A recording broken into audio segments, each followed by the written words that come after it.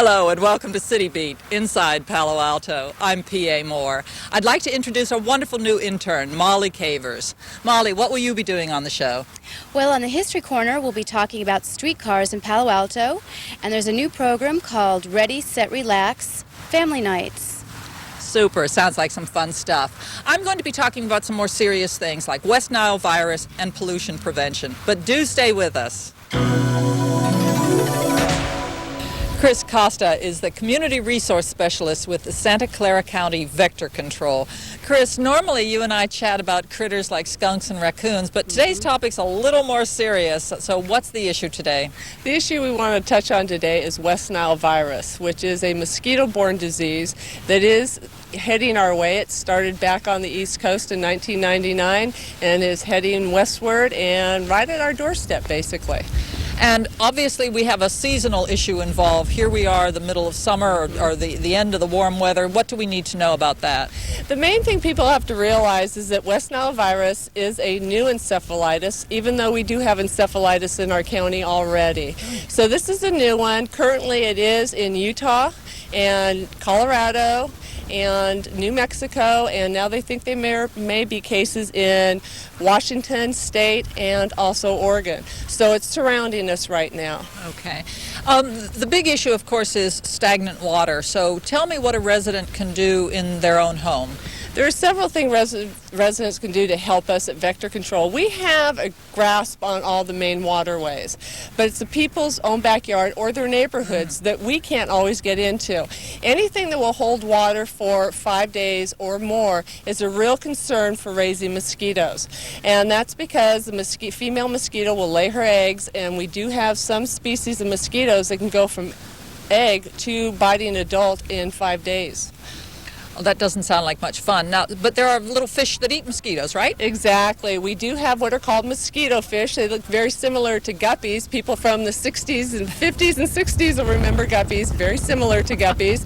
They have a very voracious appetite for mosquitoes. And if they have a pond or a water garden, anything that doesn't lead to the waterways of the U.S., we can plant these mosquito fish and pretty much take care of any kind of mosquito larvae that might be in that area.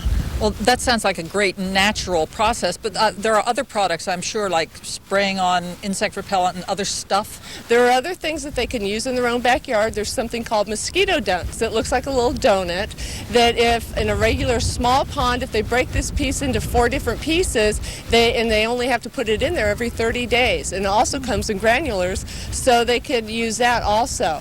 One of the best things they can do is just change their water every 4 or 5 days and dump it out. Check their backyards for tires that might have water in them, bottles that may have water. Check recycles. Because recyclables tend to hold water and we don't think about it. Another thing are our rain gutters on our house. Check those, make sure they're not plugged. And also swimming pools, kids' swimming pools, even little wagons can hold enough water to raise thousands of mosquitoes. For their own personal protection, number one, stay in at dusk and dawn. That's when mosquitoes are most active.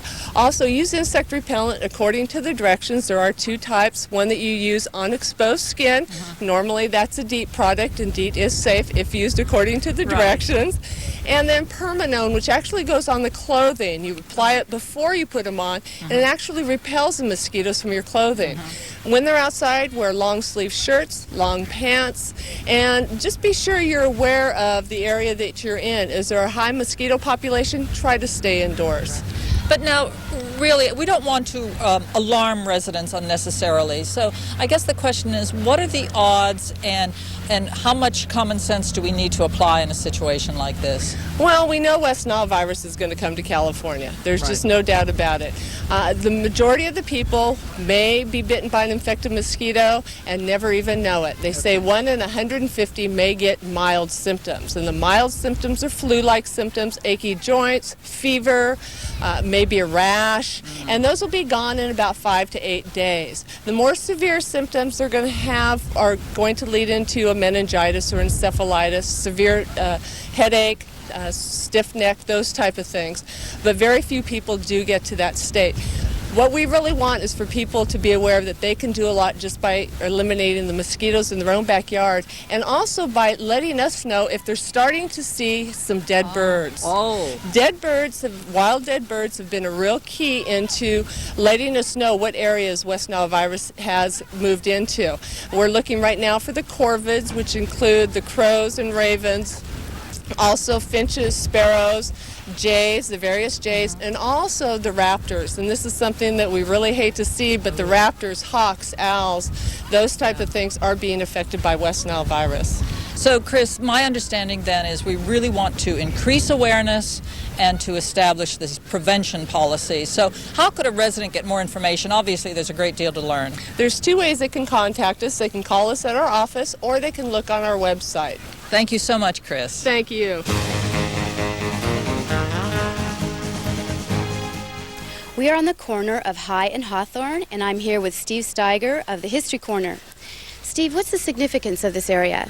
Well, the building behind us served as the trolley barn for the Palo Alto streetcar system that ran up University Avenue and down Waverly Street and onto the campus. And when did streetcars start here in Palo Alto? Well, John F. Parkinson got the franchise for the streetcar line in 1905, but couldn't make a go of it. And eventually the ownership switched over to the Southern Pacific Railroad. But the streetcar line opened in November of 1906 and ran until 1925. There was an additional interurban line that ran down El Camino Real through Los Altos and eventually to San Jose, and that continued for an additional 4 years. So they were here for 15 years? Yes, more or less.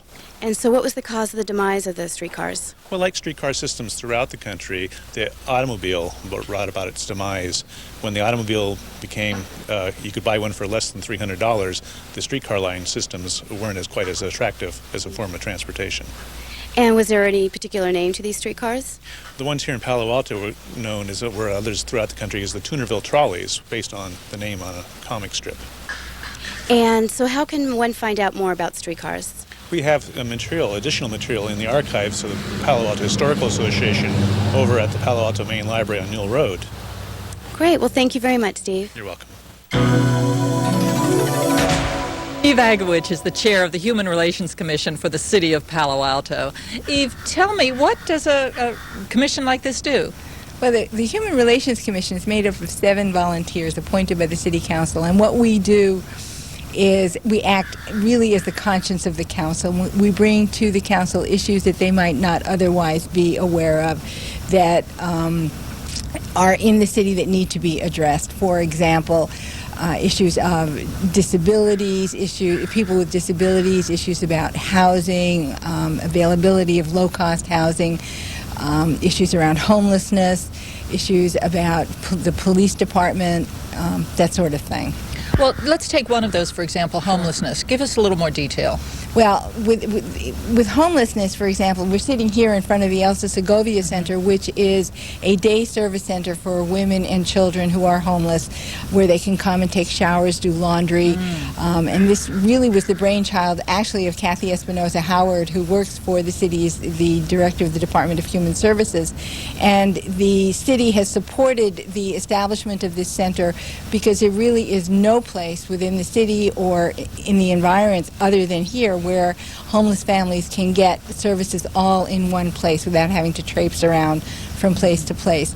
So the Human Relations Commission advocated for this program and advocates for the Opportunity Center, supports the establishment of that. That will be in Palo Alto, and brings these issues to the council, talks to the council, goes and testifies at the council about them.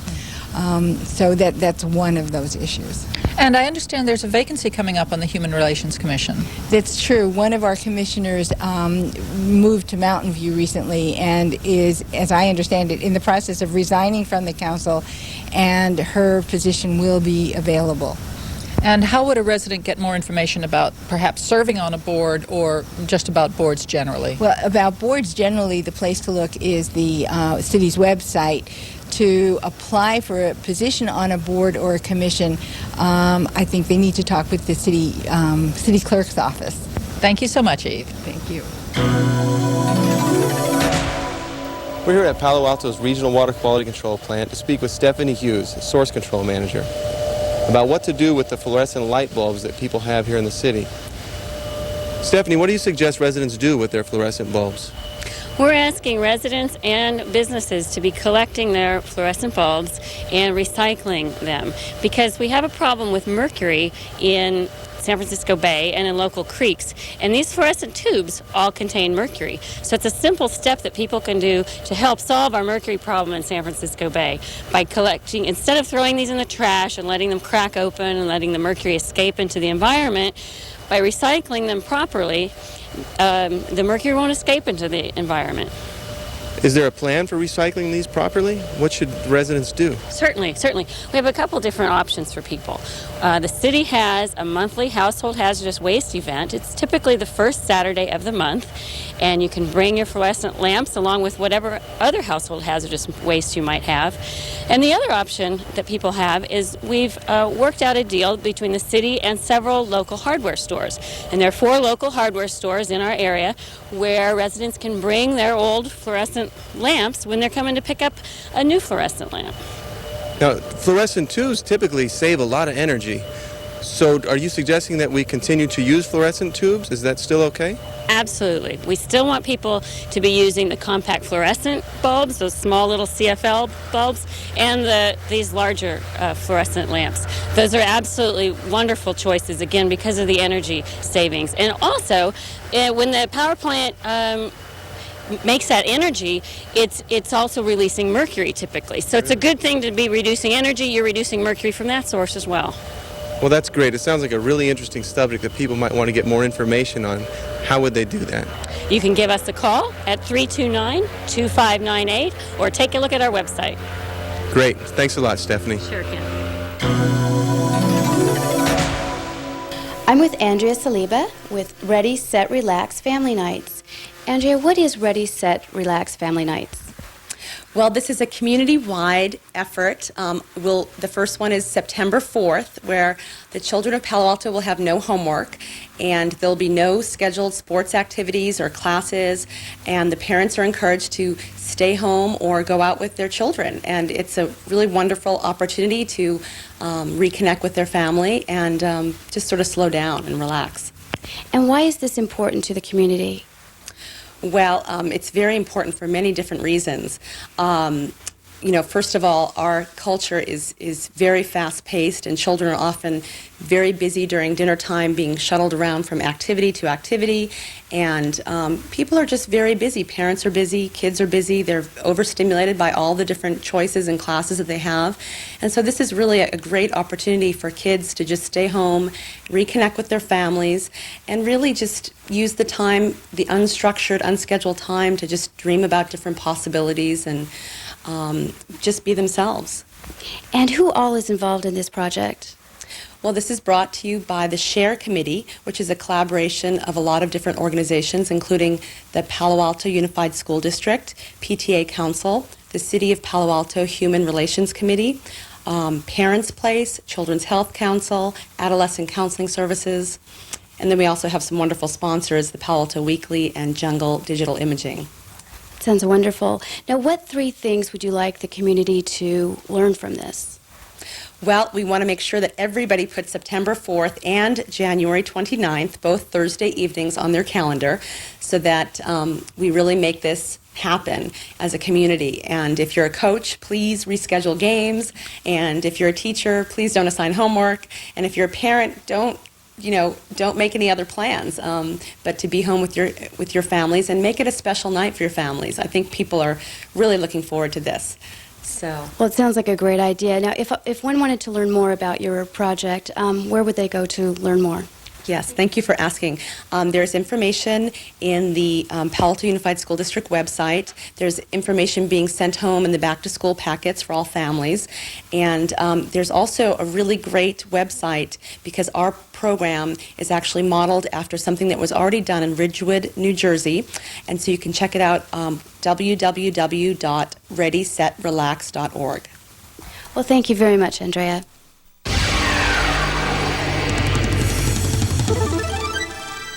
We're here at Goodwill today to talk about reuse, and that's because October is home to Second Chance Week, which is this year's October 18th through the 26th.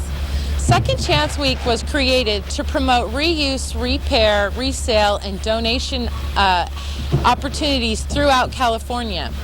And this happened because although the community has embraced recycling, reuse is better than recycling.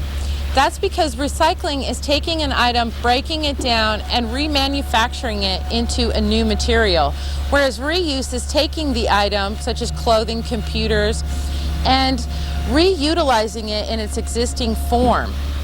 So there's less waste and fewer natural resources are used with reuse. So the Recycling Program would like to encourage you to join us in celebrating Second Chance Week throughout the month of October and the rest of the year by choosing to reuse.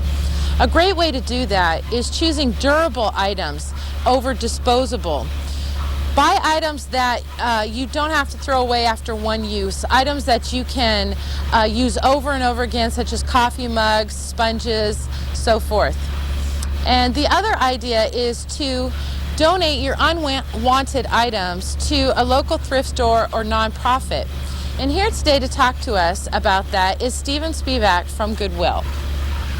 Wendy, we really appreciate all the support and donations we get from the people of Palo Alto and surrounding communities. We accept furniture, clothing, household items, even vehicles. Another great way for people to reuse is to come buy their Halloween costume at Goodwill. You can find just about anything you'll need in our store this Halloween, including these witches' hats and Lady Godiva wigs, and low prices. And when you come back with it after Halloween, you get a tax deduction. So you save in a lot of ways, and the community wins up to 4 times. The people we serve who have disabilities get service, Goodwill grows, we keep stuff out of the landfill. It's a great process. Thank you. Thank you. So remember to choose to reuse this October. This is Wendy Hediger reminding you to reduce, reuse, recycle, and buy recycled. Amanda Jones and I are here to talk about Palo Alto's latest award. Well, Amanda, they keep coming. What's this one for? Well, this is the Bicycle Friendly Communities designation from the League of American Bicyclists. And how did we get this award? Well, there was a 2-part application that we filled out and sent back into the League, and then the League verified our information by contacting people in the community, and we were designated as a gold level community. Well, it's great to be gold, but I understand there's even a higher level, so what happens then? Well, there's a platinum level, but nobody got it, and we are going to try to make some improvements over the next few years, and when they allow us to reapply, we will look and see in 2 years if we can move up to platinum. And what does it really mean to be a bicycle-friendly community? It means you have different policies in place that encourage bicycling. Like we have our bicycle boulevard, we have bicycle parking in lots of places, we have policies that require employers to require bicycle parking, and we also provide quite a bit of education, and we work closely with our law enforcement to make sure that we are protecting the rights of cyclists, but also giving cyclists the citations that they're due. Wow. Now, I understand we also have a committee called Payback. Can you tell us a little bit about that? Yeah, that's the Palo Alto Bicycle Advisory Committee, and they meet monthly, and they act as an advisory body to different programs that the city's doing to the council. And if a resident wanted more information about the Bike Friendly Community Award or Payback, what do they do? They should contact the Transportation Division. There is some information on the website about bicycling at this time. Super. Thanks a bunch. Yep, you're welcome. Ron Lawrence is with Palo Alto Police Department. Ron, I understand that when you're working with police or fire or any of these stressful situations, you need certain tools and tactics to work with people. Would that be right? That's correct. We receive a tremendous amount of training with the police department. And can you tell us specifically about this thing called verbal judo? I can. As police officers, we're trained in many different tactics, defensive tactics. We're trained with our different tools of the trade. One of the things we use the most is our verbal skills, and we are mandated by the state to train in verbal judo, or tactical communication. And we deal with situations wherein people are often intoxicated, people are under the influence of narcotics, or sometimes people are just having a bad day. And as police officers, it's important for us to know how to diffuse situations verbally. Well, it seems a surprise to me that the verbal is so much emphasized. Isn't there something about just the very presence of a police officer? Absolutely. When we enter a difficult situation, people want to have a calming effect. We look to diffuse the situation not only verbally, but also by our command presence. And if officers or employees of the city make a situation more difficult, we have not accomplished our goal. Our goal is to leave people better than the way we found them. So when we find people in tense situations that are upset or angry, we want to leave them in a better situation than we found them. Well, then it sounds to me like this verbal judo concept could be applied to many other fields. Can you tell me how that would work? I believe that verbal judo could be adapted to any field. Dr. George Thompson and the Verbal Judo Institute have created it and adapted it so that any professional that deals with the public can use verbal judo to their advantage. Well, then, is there a way that members of the public could get more information, or other city agencies, for example? Absolutely. The police department, is putting on a verbal judo training course through the city of Palo Alto, and it's available through the city's learning objectives. Okay. And I see you have the training catalog with you. I do. Okay. This is the learning schedule, and they can learn more information by contacting the city of Palo Alto or the website. Thank you so much, Ron. Thank you. When it comes to environmental issues, water is right up there as #1 concern for many people. I'm with Karen Didrikson, and we're going to talk about pollution prevention. Karen, tell me, one of the big issues with clean water is an issue having to do with medications. Can you expand on that a little? Absolutely. What we do here at the Water Quality Control Plant is we treat water that comes from households. So that's whatever you flush down your toilet or through your garbage disposal in your sink.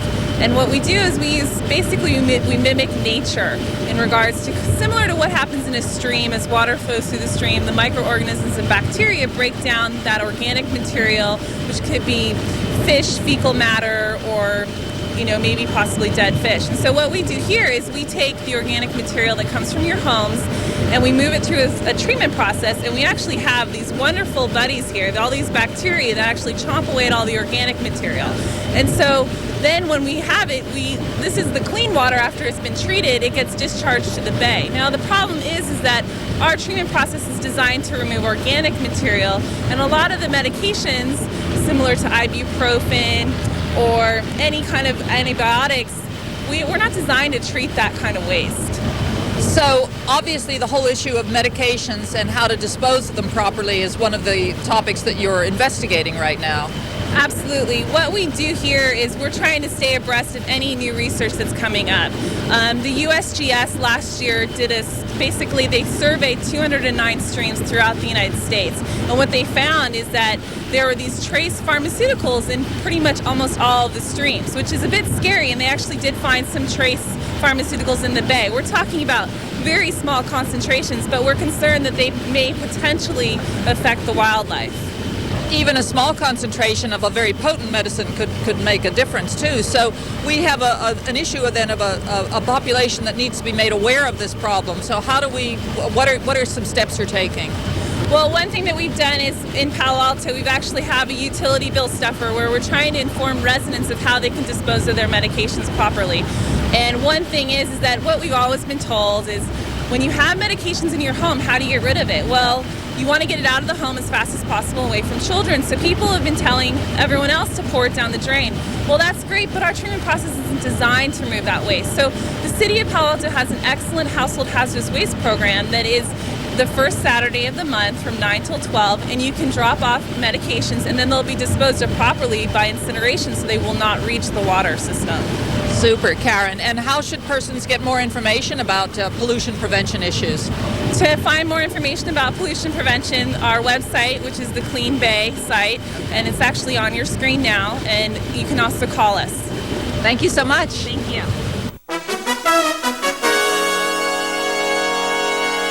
This is the favorite part of the program where we get to meet the staff here at City Hall. Karen Davis, tell me, which department do you work for and what does that department do? I work for the Public Works Department, and we handle construction and destruction of sidewalks, city trees, and parking garages. You said destruction. Yes, sometimes we have to demolish things, such as the Roth building. Oh, don't talk about that. Okay. Let's then, so as an administrator, what are some of your day-to-day functions? Day-to-day is answering telephone calls and primarily coordinating through other departments answers of things that Public Works doesn't handle. And what are some things that Public Works does do and things that you have to send to somebody else? Well, the Public Works Department handles city trees and sidewalks. The Planning Department handles private trees. And the Utilities Department handles the drinking water issues. That sounds pretty complicated, so a lot of coordination. But I understand that communication skills are part of what you like about the city and the training programs. Can you speak about that? Yes, the city offers a wonderful learning schedule. As a matter of fact, part of that schedule includes the Toastmasters program, which enables employees to develop their communication skills, such as what I'm doing today. And if a person, going back to Public Works, if a person needed information specifically about a problem they were having, what's the best thing for them to do? Well, they could either call the Public Works Department directly or visit us online at the city's website. Well, thanks, Karen. Nice talking to you. Thank you.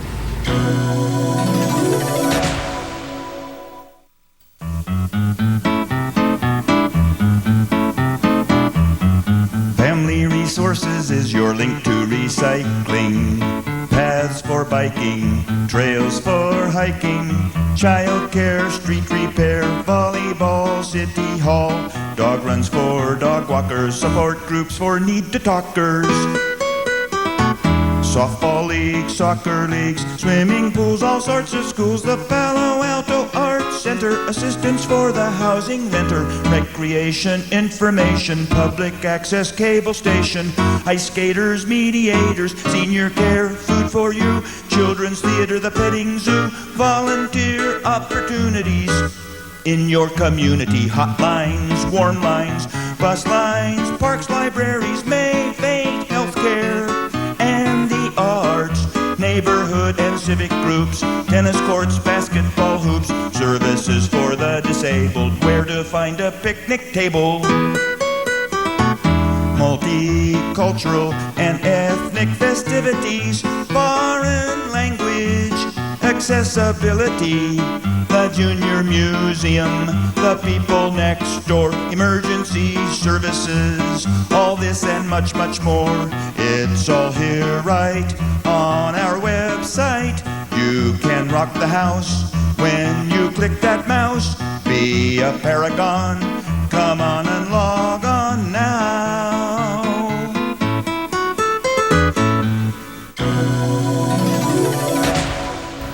Thank you for watching City Beat Inside Palo Alto. I'm Molly Cavers.